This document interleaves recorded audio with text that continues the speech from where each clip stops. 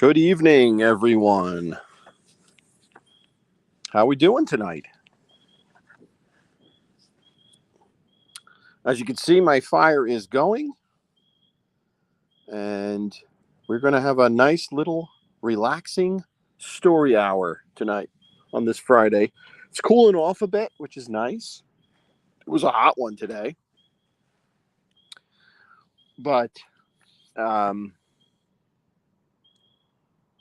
hot for Bay anyway. But it's cooling off nicely. So I don't know who's here in the chat. Let me take a look. Let me see. I see Ralphie here. I see Adam. I see Mike F.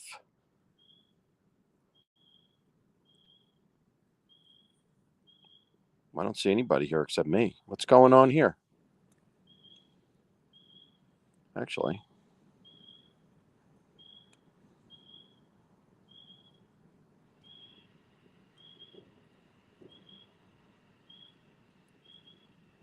Oh, there we go. There we go. For some reason, I couldn't see people in the chat. All right. Well, Gina, how are you? Arm distance, how are you?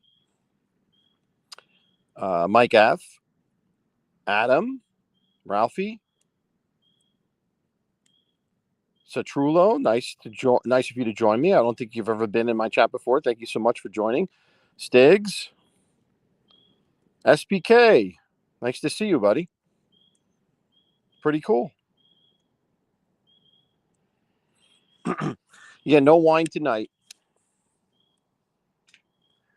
Tonight is just a old-fashioned. Hold on a second. I'm not going to strain myself here. Hold on. Here we go. An old-fashioned by the fire, which is my Friday night tradition, or my Saturday night tradition, I should say. Sometimes it's a Friday, sometimes it's a Saturday. Tonight it's a Saturday. So, but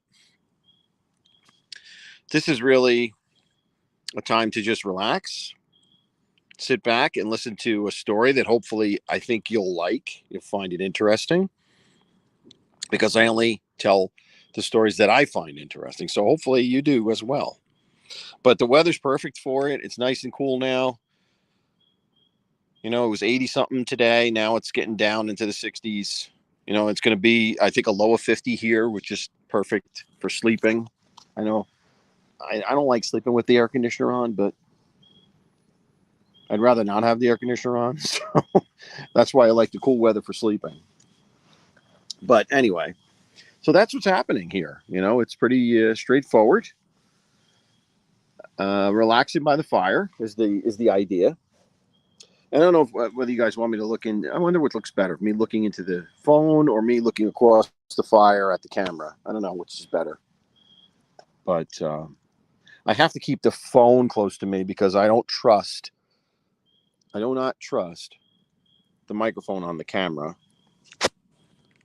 being all the way over there, you know, being on the laptop. So I want to keep the phone next to me so I can make sure you guys can hear me. The wind is changing direction for a second there. Hold on. Woo! Smoke in my eyes. All right. Hopefully that doesn't happen again. But anyway, so let's talk about our story. And I'm going to start by setting up the background. So our story takes place in 1927. And it's going to take place in Camden, New Jersey.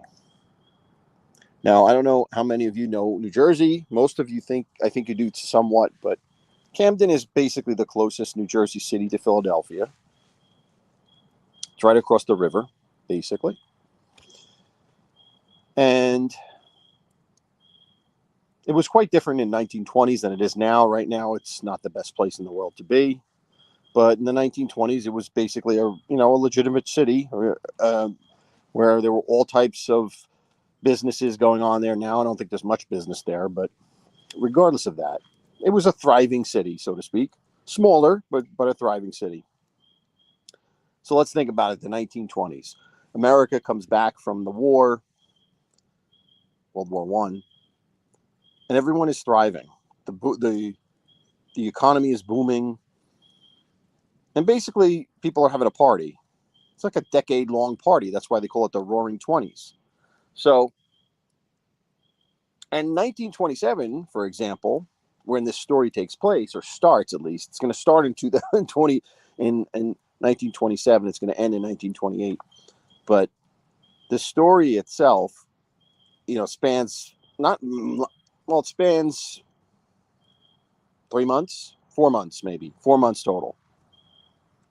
But anyway, so 1927 is really the year that movies with voiceovers, besides just being the silence, hits the theater. So it's all the rage. So what are people thinking about in 1927? They're thinking about going to the movies, right? They're thinking about doing the Charleston, all these things you see when you think about the 1920s.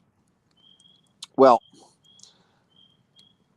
Camden in 1927, in November of 1927, is about to experience a bit of a disruption. In fact, it ends up spinning the city into a total grip of fear and terror. And it begins, like I said, on November 21st, 1927, when a former U.S. senator, state senator, I'm sorry, not a U.S. senator, a state senator by the name of, I think his name was Woodrill, something like that. And it begins with a W. But anyway, he was a former state senator. So he's in Philadelphia, and he's coming home to New Jersey.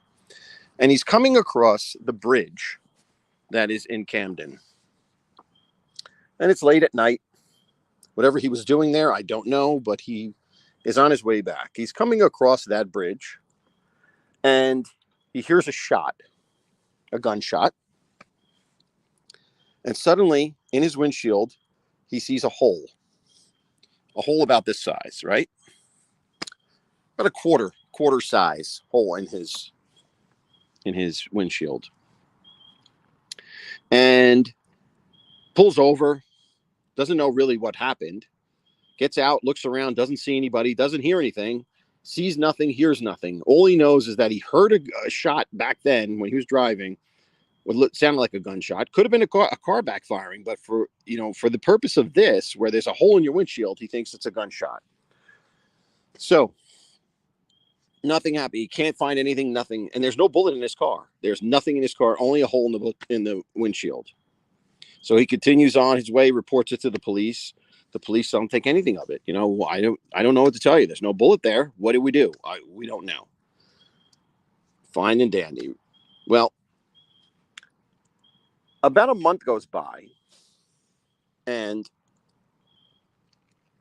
we're now in December of 1927, and a family is coming home from visiting relatives in Pennsylvania. They're coming across that same bridge in the late night time period, and suddenly on the windshield, boom, a hole appears on the windshield. So, but this time there's no gunshot heard, and this is a family, so you got a bunch of people in the car, and nobody hears anything. The family is terrified. How did this happen? There's a hole in the windshield. There's kids in the car. They're in a complete panic. They pull over. The father gets out, does a 360 around the bridge, looking every which way to see what happened. Nothing. Nowhere. Nothing at all. So that family goes straight to the police and reports it. All right. So now we have two incidences of this happening. A mysterious bullet appearing, or some type of object hurling through a windshield of a car, but no record of anything, but no evidence of a bullet anywhere. So what could this be, right? So we have two incidences. A third incident happens a week later. Another car coming across the bridge. Same MO. Just appears in the windshield. No sound, No one around, nothing. Hole in the windshield. Things are getting creepy now. But then it stops. And it's not until January of 2028 that it's 3:30 in the morning and a bus loaded with folks, not really loaded, I guess. There were 7 people on the bus, comes across the bridge from Philadelphia to Camden. And as they're coming across the bridge, the bus driver was very familiar with this route. He's coming up. There's a toll on the bridge. He's coming towards the toll booth and waves to the toll collector. The toll collector recognizes him, waves back and yells, "Hey, Fats." The guy's nickname was Fats. And then suddenly, as he's passing the toll booth, bam, the windshield shatters. Again, no noise, no gun noise, nothing but a bullet-sized hole in the windshield. The bus driver slams on the brakes and all 7 passengers go flying forward.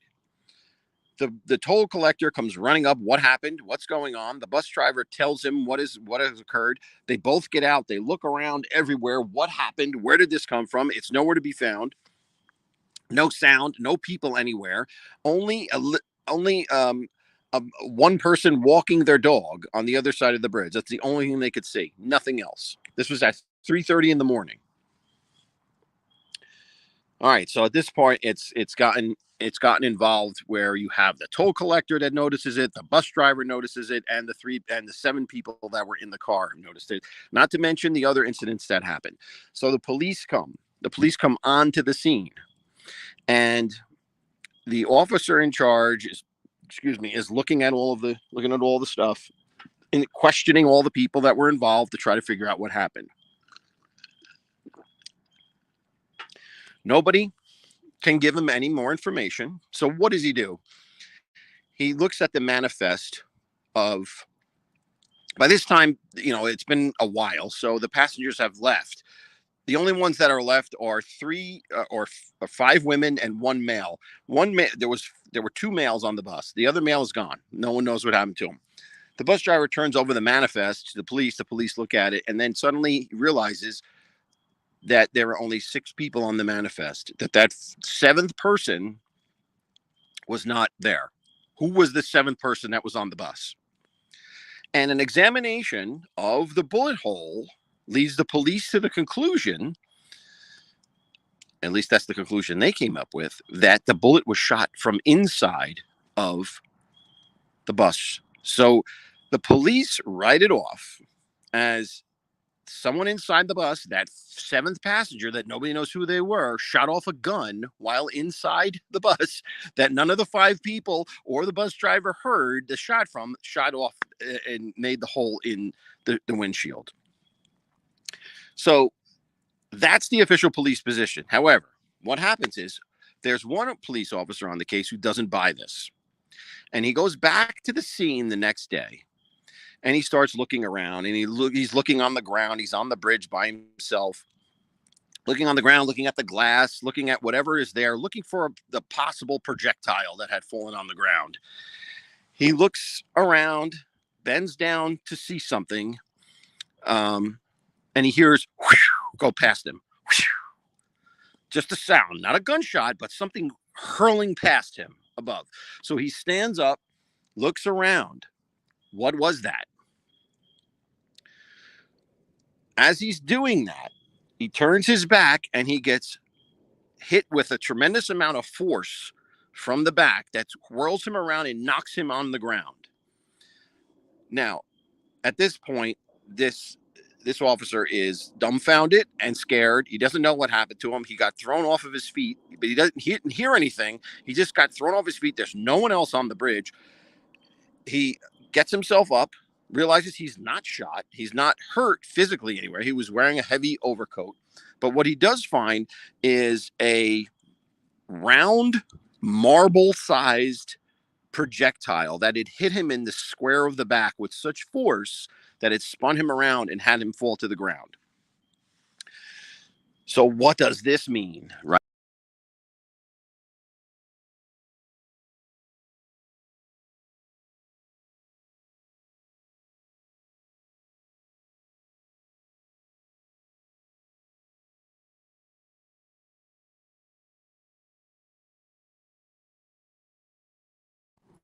Systems problems. Hold on, I apologize, guys. Systems problems.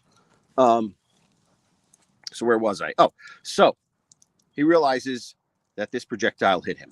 What is it? Where did it come from? All of that. No one around. No one around. No sound.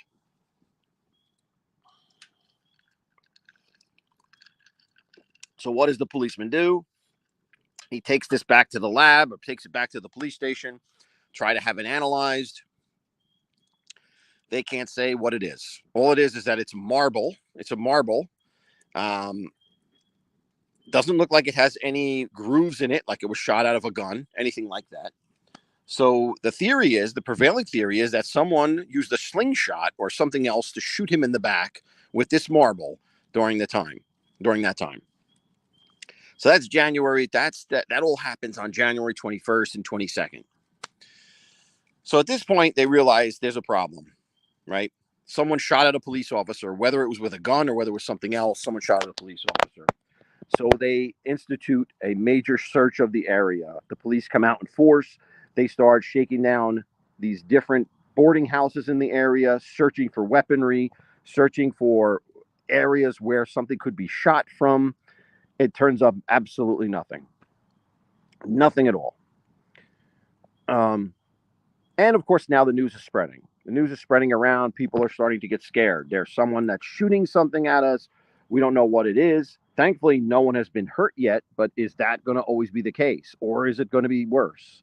So fear is gripping. And this part of it's kind of reminded me of the DC sniper, if you remember that back after 9/11, that whole period of time where that person was killing people in Washington D.C. and nobody could find out who he was. So it kind of brought me back to that, and that was my personal experience remembering that happening in the news. And I could just imagine what it was like there in the 1920s, where all you have is a newspaper, and you have a lot of people that are filled with superstition. You have a lot of people that are worried about what could possibly this come from. No one has any idea. It must have been really, really scary. Um, so that's January of 28. So we go into February, and the attacks, as we continue, the attacks continue to happen. Shots in the windshields of various motor vehicles. And then in February, it happens to a home. A shot gets through the upstairs window of a girl sitting in her bedroom, and something comes through the windshield. The girl runs to the window. I'm sorry. She's in her room, runs to the window, and in the middle of the night, sees a dark figure on the sidewalk across the street with what she says is a gun. But there was no sound of a gun. And she hears, as the figure sees her, turns, runs, and she hears a voice say, "It's okay, Louie. It's okay." And the figure disappears around the corner. So what's going on now? All hell's about to break loose. We have someone who's now shooting at houses, and we don't know who he is. We don't know how it's happening. We don't know anything at all. So this continues. Now, each couple of days, another shot happens in a windshield, and always the same MO. No sound and nothing found. Now, you got to imagine while this is going on, we know human nature, so there must be copycats, right? So there must be other people doing it also, right? And that, in fact, does happen because the police end up arresting a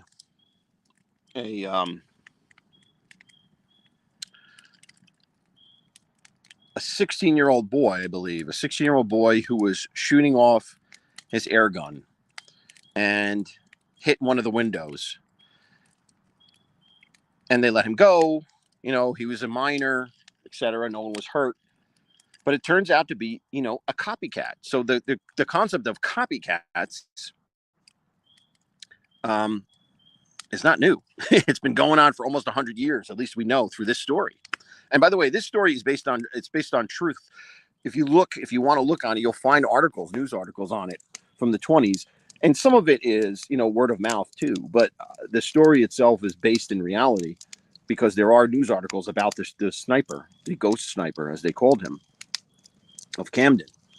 And so we're here and we're having these constant. So, what are we going to do about this? What is the town going to do about this? What is the state going to do about this? We have to get law and order back. Everyone's afraid. Everyone is frightened to come out and certainly to go across that bridge. So in about mid-February, there's another incident. In mid-February, there is an incident where an individual is driving his truck across the bridge, and he's in front of him. He sees, and it always happens at night. It always happens at night. In the middle of the night, he sees a car slowing down. The car that was in front of him slowing down. And in the car, it's a gray car. He sees two figures in the car. And suddenly, the car slows down, and boom, the hole appears in his windshield. Now, he swears that he shot something from that car into his windshield. But again, there is no bullet. So how do these holes keep happening if they're not bullets? So,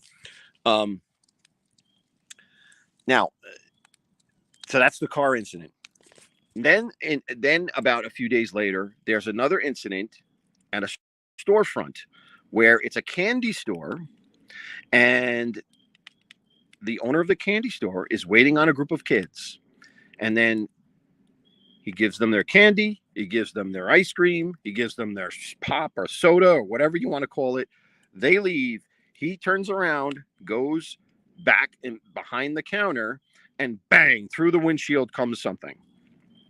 Now, that something that came through the windshield was found. That thing was found. Now, it wasn't a bullet. It was a screw. It was the form of some type of screw that propelled itself through the windshield and into the wall. So they were able to dig out that screw. So what does that mean? Could it be shot from a gun? Again, there was no gunshot. There was no noise.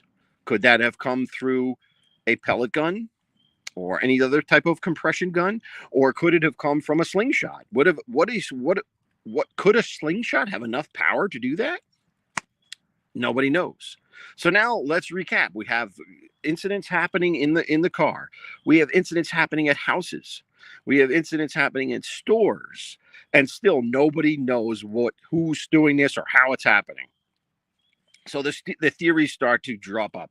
The theories start to be drumming up in the press, and the Camden Courier, which was the newspaper at the time, issues a $500 reward for anyone who brings out anything that leads to the conviction of the ghost sniper.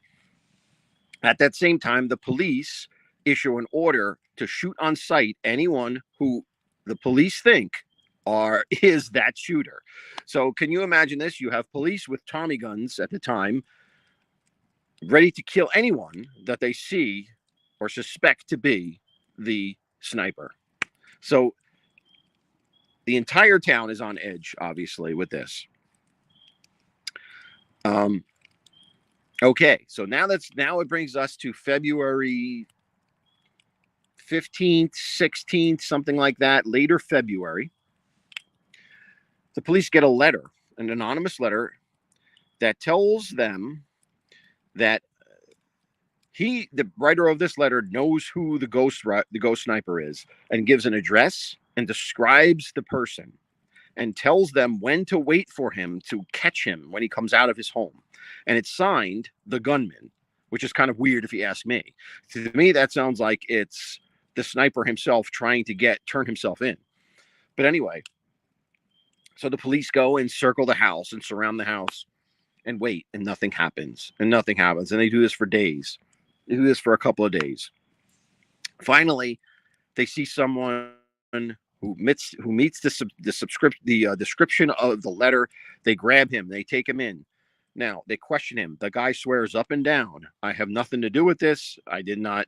This is being written by somebody who is my enemy and wants to blame me. It must be the real sniper that wrote this, that's trying to get me in trouble and get me to take the rap for this. So what does that mean? I don't know. I don't know what that means. So they release him. They have nothing. He didn't own a gun. He didn't have any paraphernalia on him that could use for this. So they release him and let him go.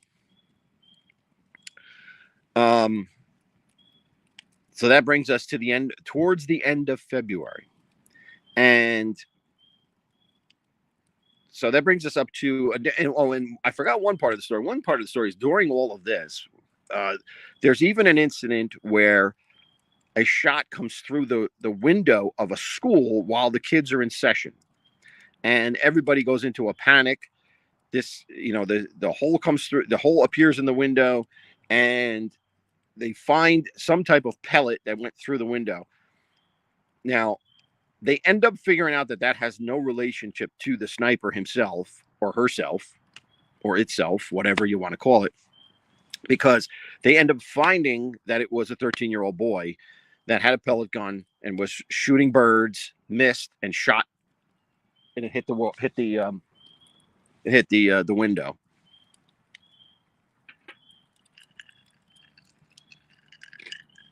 So that brings us to February 22nd, which is the last time the sniper shoots. And what he does is he shoots a hole through a truck that's, again, along the bridge. And it's nothing unusual. Same pattern. Shoots off the shot. No noise. Goes, the hole magically appears, and no object left behind. And then, eerily enough, it just stops. It just stops and goes away, and has never happened again. Now, that leads so many people to speculation as to what happened. Was it one person? Was it a group of people?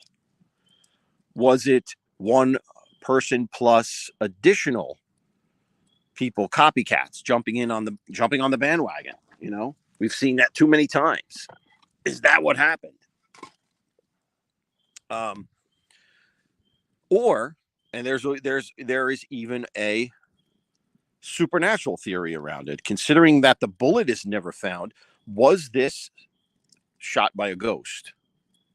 And the theory being that the ghost might be a ghost of a British or Hessian soldier who had been left behind to guard the bridge on the retreat route when the Hessian forces went in and had the Battle of Red Bank. So they came across from Philadelphia, which was controlled by the British, went into Red Bank and fought the Battle of Red Bank and had to retreat back. And that this might have been the ghost of a sentry that was still shooting his musket in defense of the retreating British or Hessians. So those are your those are your scenarios. And to me, the creepiest part about this is that it has never been solved. In almost 100 years, no one has ever come forward and said, I was the sniper. No one has ever come forward and said, I know who the sniper is. You would think on someone's deathbed, they would at least raise their hand and say, guess what? I was the sniper. But it has never, ever happened. And because of that, it's still an unsolved mystery. And you can look it up online if you have more interest. There's a lot of articles on it that has a ton of details. But to me, that's fascinating. It's almost 100 years now, and nobody has been able to solve the question of who was the ghost sniper. And over that course of 4 months, starting in, basically, it started in November, December, January, February. Yeah, so 4 months, November, December, January, February, 48 times the sniper shot and connected, and no one ever was able to catch him. And interestingly enough, no one was killed. No one was killed, and no one was injured. There was one woman that was injured by some glass when the glass shattered and cut her, but no major injuries, no deaths, nothing like that. But 48 times over the course of 4 months, and no one couldn't find it. So to me, that's darn creepy.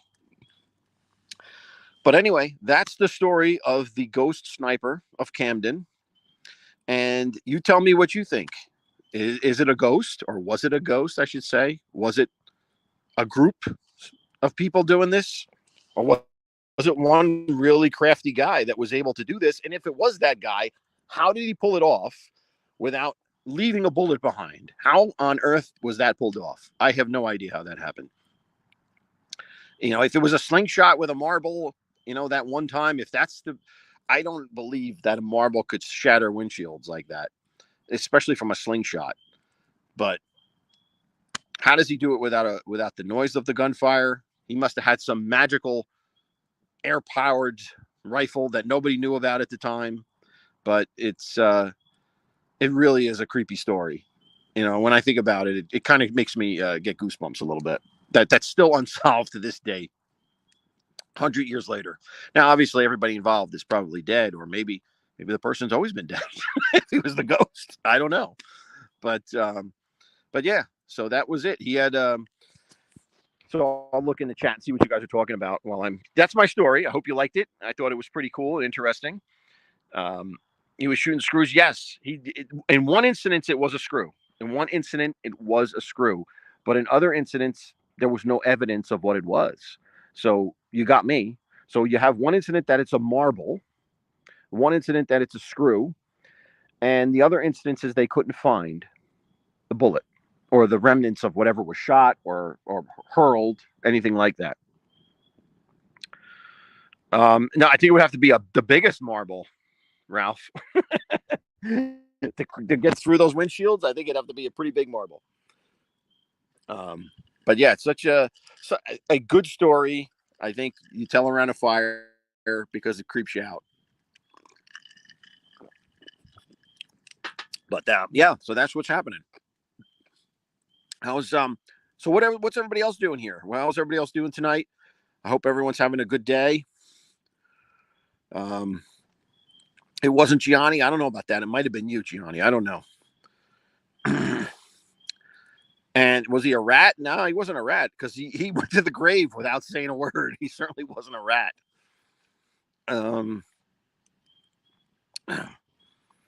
Yeah, so let's see. Screwy Louie. Good point. That's right. We do know that he was Louie. Now, I don't know what that meant, Louie. Louie was his partner, or Louie was, who knows? I have no idea. That's what the girl heard. So I hope you guys had it. I hope you guys, enjoyed it. And, as always, thank you for joining me. I really appreciate it. And I enjoy doing this. So I hope you enjoy listening to me because I'm going to put another fire on the fire. It is kind of dark. I should have put the light on outside. But I guess the darkness adds to the creepiness of the story.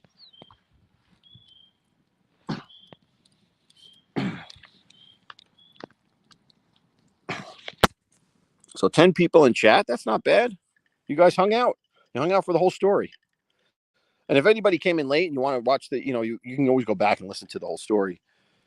It's a pretty long one, I guess, because there's so many individual incidents that you have to talk about. So it's a bit longer than usual. But I think it's interesting still.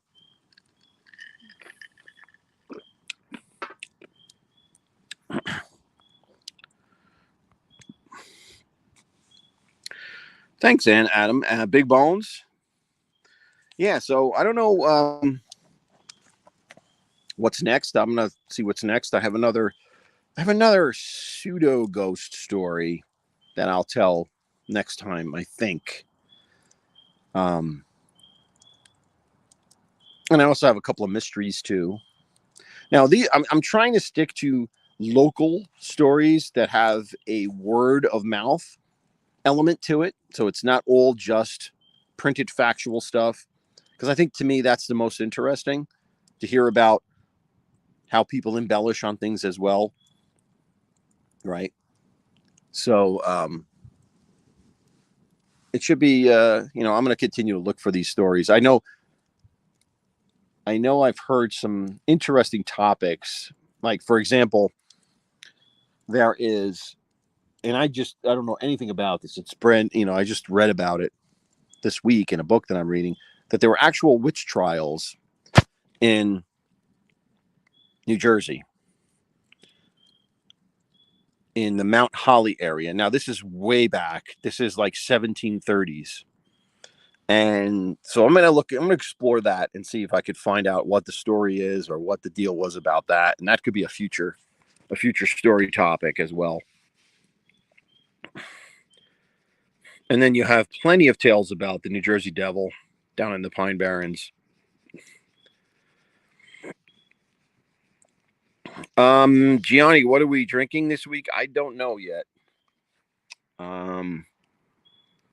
Hopefully I will have some made a decision either tomorrow or Monday.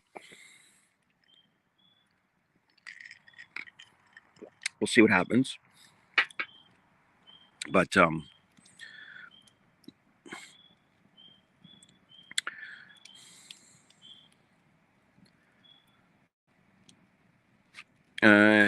smallest wine glass, Adam. You know what, Adam? The smallest wine glass is out there. That's my quest. It's like the Holy Grail. The smallest wine glass. I will find it and I will show it to you.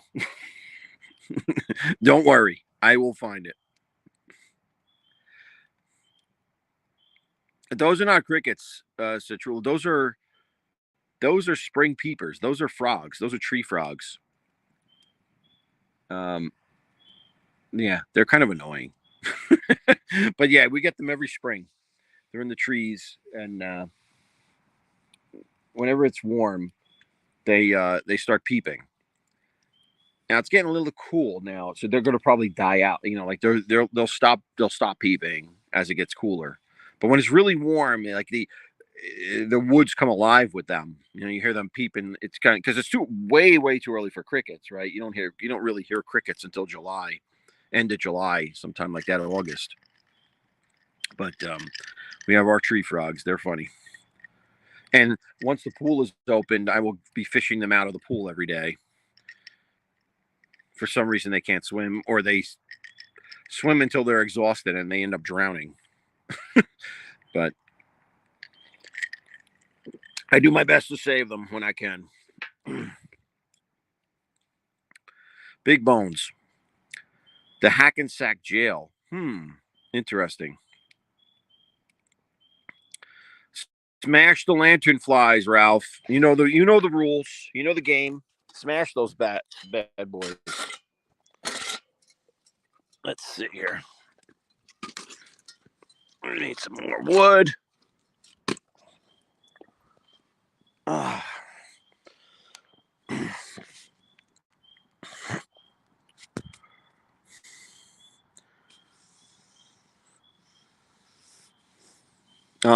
Gina, what are you talking about? Oh, you're talking about the tree frogs? They're louder. Yeah. Well, I guess because it's warmer. Yeah, those lantern flies. I can't stand those lantern flies.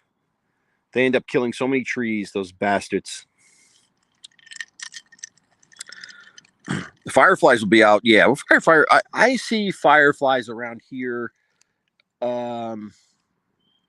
June, in June, which is, I don't remember that. I always remember them around the 4th of July, but I tend to see them in early June around here.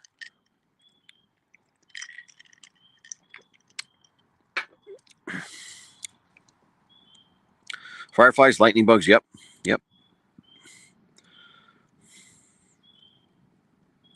Yes, Adam, the blackbird. Yes. Yeah, he got out. We got him out. We freed him. That was so weird how he got in there. It was just so bizarre. But yeah, I haven't seen much in terms of the birds lately. There's enough food around now, so they're not really coming to the feeder as much. I enjoy them. I see a lot of the woodpecker. The woodpeckers still come to the feeder in the morning. My buddies, the two chickadees come, and I've only seen the male chickadee because I'm assuming the female is nesting at this point. So he's gathering and bringing stuff back to them, but to her while she's nesting. But yeah, I mean, the winter is the best for birds because you provide them food. That's the only food around. You'll get a show all the time at your feeder. And I see all kinds of birds in the winter. and you know what, Ralph? I just saw Freddie before when I was starting the fire. He was in the back, And I called for him and he ran away again. So I don't know what the deal is. He's being very rude lately.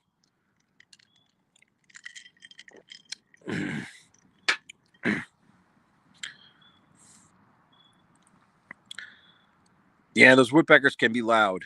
They certainly can.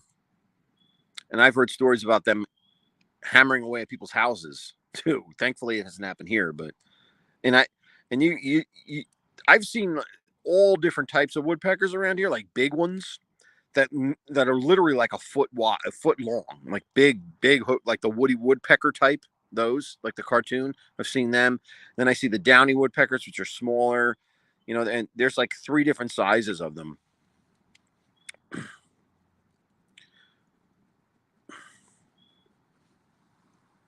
So yeah, so that's it. I hope you guys enjoyed the story tonight. He hits your house, Centrula. That's horrendous. That's terrible. That's horrible. Yeah, these guys around here just hit the trees,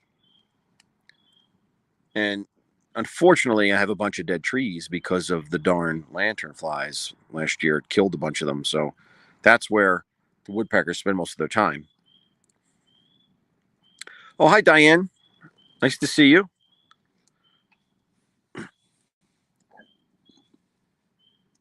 And I know I will not say subscribe because I know all you guys are subscribed. Otherwise, you wouldn't be here. Why else would you be here if you weren't subscribed?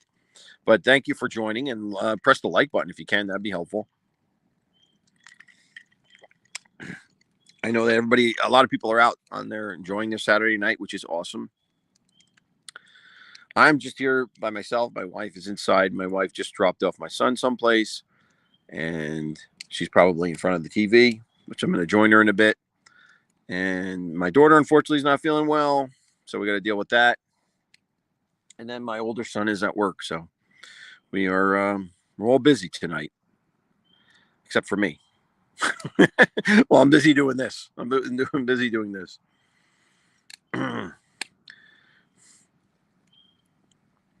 Adam, yeah, yep, yeah. They're so little, right? Right. Yeah, it's hard to track them down, and it's last spring. I haven't seen it this year. Last spring, it was actually in the summer. I had It was the most interesting thing in my front yard. I had two, a male and a female hawk. I don't know if they were red tails. I don't know what they were. I forgot what they are. Or, but anyway, They were teaching their young hawk that was born, I guess, I don't know, to fly. It was amazing that they were doing this in the front yard. That I would see, like, the hawk would fall. It would try to fly. The young hawk would try to fly and would fall down, and then they would come down and they would help it kind of get up and start flying again. It was kind of cool to see, and I really appreciate nature like that. So it was awesome to see that happening in front of me. And I think I took a video of one of them. It might be back in my shorts somewhere, but yeah, it's just amazing, the wildlife. I really appreciate living near them, in a semi-rural area, because you get to see so much of that which you don't get to see in the city. So it's fun. Um, and they do keep the mice down, which I do appreciate, as well as the fox. The foxes keep the mice down too, which is awesome, because you don't want them. They're such a pain in the ass getting into your house. And last year we had the fox den right near us over here, so I was able to see the babies come out, and they act just like puppies. They're just like dogs. They play with each other, and everything. It was pretty amazing. I have video of that too. But I think this year that fox den is being occupied by a pain in the ass raccoon, the one that fell asleep in my garbage can, who I couldn't get out, because I haven't seen them around here. I mean, Freddie the Fox is back in the woods back there. I've seen, I see him all the time, and I think there's a den back there. But the den it's usually every other year too that den gets occupied, and that's the best to watch the little pups come out and play. especially when it gets warm. They're out playing, and they're just like puppies. It's like if a dog had a litter of puppies and those puppies were playing together, that's exactly how the fox pups, that's how I think they call them kits, fox kits. That's how they act. They, I had a ball out here last year, just a ball that the kids used to play with, and it was sitting out there in the bushes, and they were playing with it. They were kicking it around, biting at it and stuff, just like a little puppy would do. It was pretty cool. Yeah, I think that raccoon was definitely drunk. That he was in there all day long. Yeah, I couldn't get him out. I turned over the garbage can, and he wouldn't move. He was like in a food coma after eating all the garbage. And then eventually, it was like 6:30 at night. That's when he ended up moseying on away and go about his business. But these are the things where these are the things you deal with when you live near farms and woods and stuff.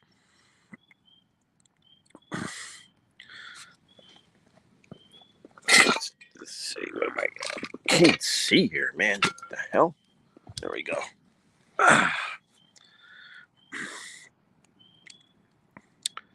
Yeah, they do, Gianni. They definitely sleep in the daytime. But this guy was like, I was banging on the garbage can. You think he would get up and move. He refused. He refused. He was sleeping underneath the garbage. And the reason I found out is I open up the garbage and I go to throw a bag of garbage and it goes right on top of him. He doesn't even move. So he didn't care. And this is the guy that if I don't watch attacks the bird feeder. So I have to take the bird feeder in at night, otherwise it gets attacked. So yeah, raccoons are not my favorite. Let's put it that way.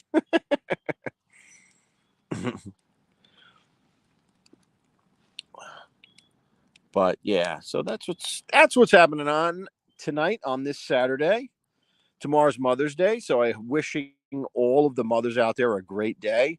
I hope your significant others and your children treat you well. You deserve it. And for all of us, all of you who have mothers, take full advantage of it because it's you won't have her forever. I know that very well.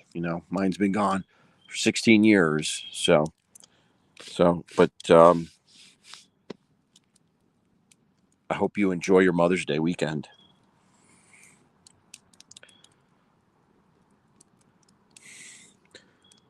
And let's see what's going on here. Any chat? Let me see if I see anything else that I missed. I think I said hello to everybody. If I didn't, please point it out to me. I would appreciate that because I don't want anybody to be here without me acknowledging them. That's the least I could do for them coming and sitting and listening to me babble a bit. I do appreciate it. Yankees was here. I missed him.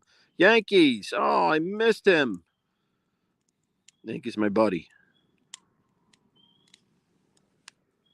What the hell was that? That wasn't cool. Whatever that noise was, it wasn't cool. I don't know what the heck that noise was. Oh, boy.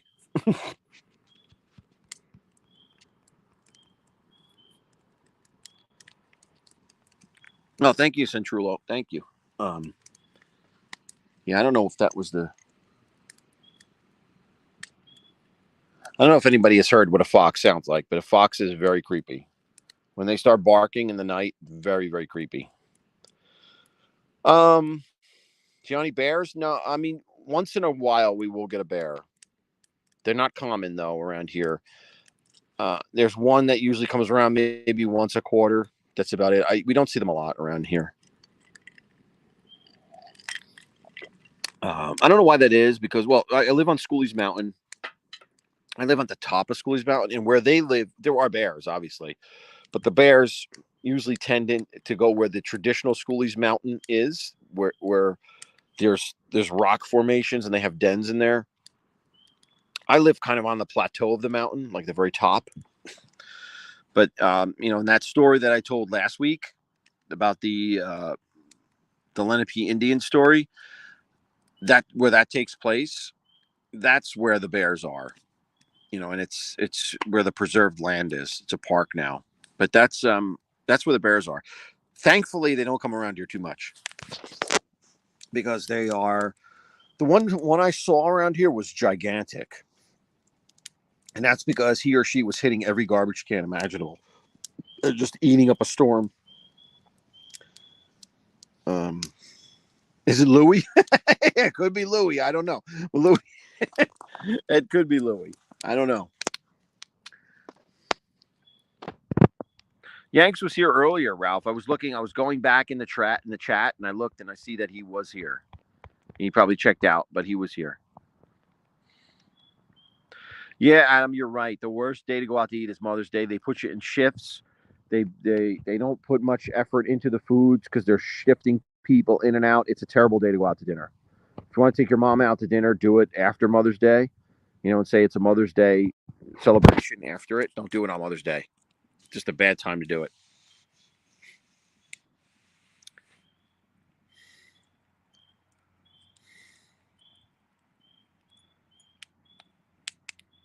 Have you ever heard that a group of squirrels actually sound like? No, I have not. Like that? No, that is creepy. That does sound creepy, Adam.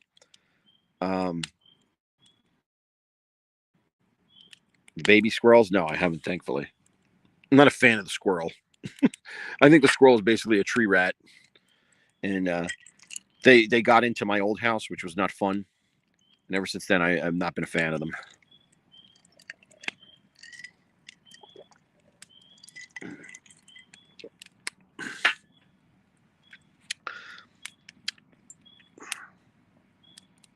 All right, guys. Well, I'm going to just wrap this up.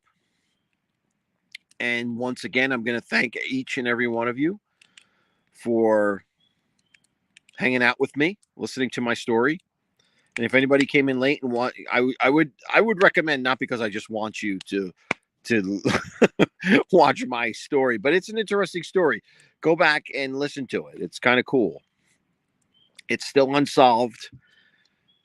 Nobody knows who the ghost sniper of Camden is, and nobody ever will, I guess, at this point. Everybody's dead. So I don't think anyone's ever going to figure it out. Was it the ghost?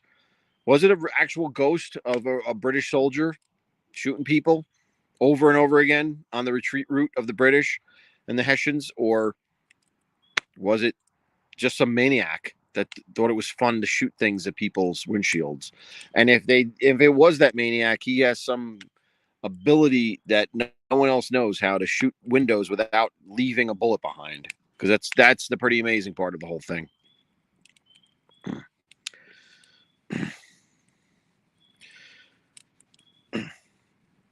Oh, a raccoon in the attic? Oh my God, that's awful. They must do so much damage. Terrible. Anytime, Adam. Thank you for joining. I really appreciate it. I'm happy you guys want to listen to me. I think this, and I'm hoping. I try my best to come up with the stories that are interesting. I don't want dumb stories. I want stories with hooks in them, or something with, they're interesting and, spooky or creepy, so that, who knows? Figure out the mystery. I have no idea what the answer is. I really don't have any idea. I mean, if I had to come up with an answer, my guess is it. But I don't have an answer for why there's no bullets left behind. I don't know. My guess is it was some type of. My guess it's got to be multiple people. It must have been multiple people for to be 48 different shots and nobody gets caught. And the fact that there's no bullet, it must have been something that dissolved, that whatever it was must have been something that dissolved at impact. I don't have an answer to that. I don't know what it could possibly be. That a hole just appears and no sound. I have no idea about the no sound. It had to be something. A pellet gun doesn't make a lot of noise. Let's put it that way. So if you had a really powerful pellet gun, it would be cool. That could be an answer if it was a really powerful pellet gun. And I know that pellets kind of smash when they in impact, so there's not much left of them.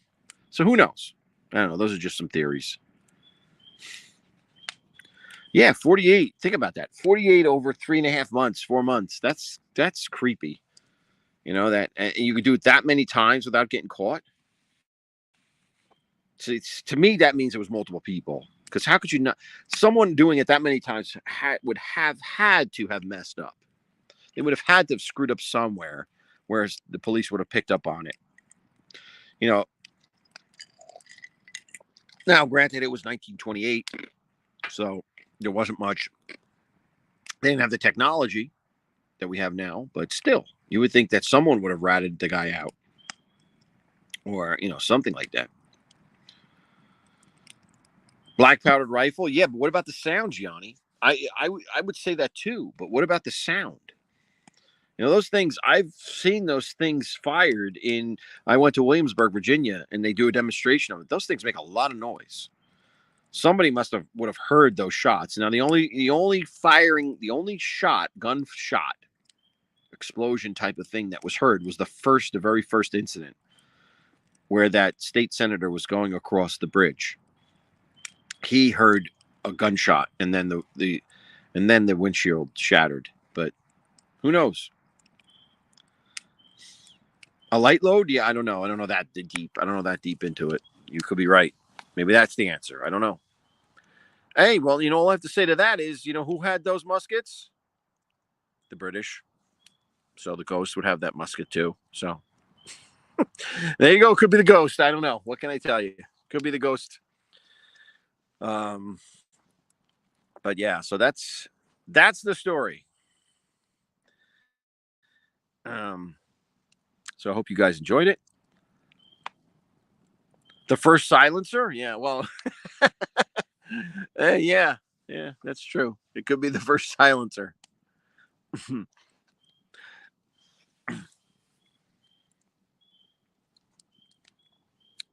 But anyway, thanks as always for joining me, guys. I really appreciate it. We've been on for 57 minutes. Wow. And the story was only about a half an hour, I think. So if you want to go back and look, you could do that. You don't have to watch the full hour, but anyway, thank you so much for joining. Have a great Mother's Day, everyone. And I'm going to sign off for tonight. And remember, build the guild, and I don't know what else. What else do we say? But build the guild, and oh yes, if people have stories they want to tell, obviously I forgot about this. You have a story you want to tell, or you want to come on and tell, we can do that. Or you want me to tell it, send me an email. The email is on my page. I didn't put the ticker up. The ticker is annoying, so I didn't put the ticker up. But you do that. Like send me a story or suggest a story. I know Mike F sent me something to talk about, so I'll look at that. But yeah, thank you so much, everyone. Have a great night and have a great weekend. Buonanotte. Bye bye.